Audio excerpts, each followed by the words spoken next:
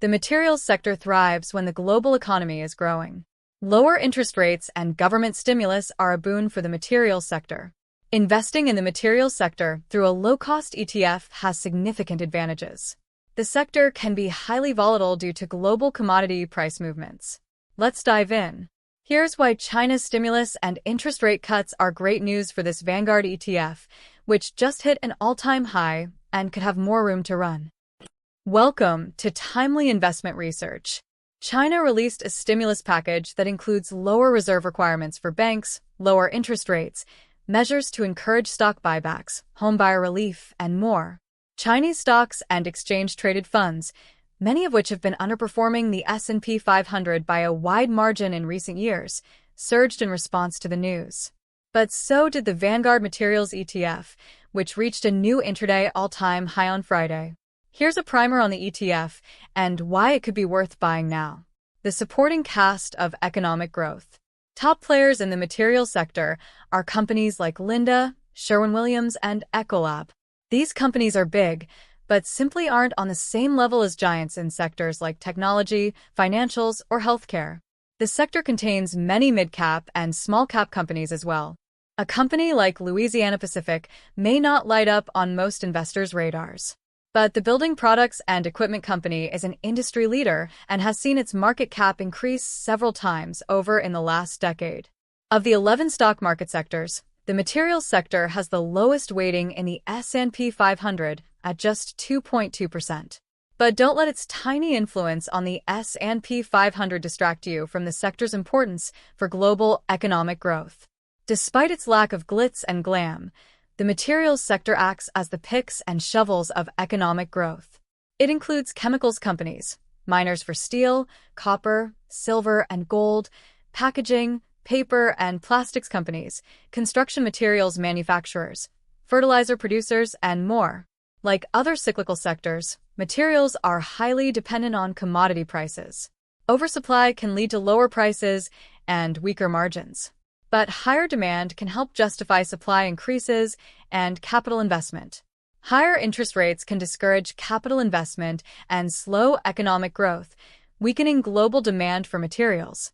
So the Federal Reserve's decision to lower interest rates and China's stimulus package are potentially great news for the sector, especially given China's manufacturing-heavy economy. ETFs have advantages for commodity-dependent sectors. The Vanguard Materials ETF has an expense ratio of just 0.1%, or $1 for every $1,000 invested. It also has a minimum investment of $1, making it a convenient way to diversify without committing much capital. The ETF has a price-to-earnings ratio of just 16.6 and a yield of 1.6%, which is a considerably lower valuation than the S&P 500 and a slightly higher yield. There are certain market sectors where ETFs can be particularly effective tools for achieving diversification, and materials is one of them. The Vanguard Materials ETF is a simple way to invest in higher demand for the chemicals and commodities that power the modern economy. Unless you closely follow commodity prices and the materials sector, the competitive advantages of, say, Dow Incorporated compared to LyondellBasell may not be apparent. So the fund's over 100 holdings are a good choice for investors who are interested in general economic growth and higher consumption, not just one industry like copper or chemicals. In this vein, the materials sector is similar to the utilities sector, where the leading players have footholds in specific geographic regions. Investing in the Vanguard Utility ETF grants exposure to electric, water, and gas utilities across multiple geographies instead of betting on just a few players. In sum, ETFs can be great tools for investing in commodity-focused sectors like materials, utilities, or energy. A worthwhile ETF for risk-tolerant investors. Like any sector, some materials companies stand out as especially good buys. Still, most investors may be better suited with an ETF to ensure exposure to several industries and not just one sector aspect. The low-cost profile and low minimum investment requirement for the Vanguard Materials ETF makes it the perfect fund for investors to consider if they are optimistic that lower interest rates will help accelerate growth while also allowing economic powerhouses like the US and China to avoid recessions. That said, It's worth understanding that material stocks can be volatile during periods of high uncertainty or economic slowdowns. Over the last 5 years, the max drawdown of the Vanguard Materials ETF was 41.1%, meaning the ETF fell that much from its high.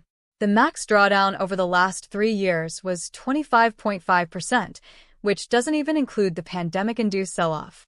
In sum, you should only consider the Vanguard Materials ETF if you are comfortable with the sector's volatile nature.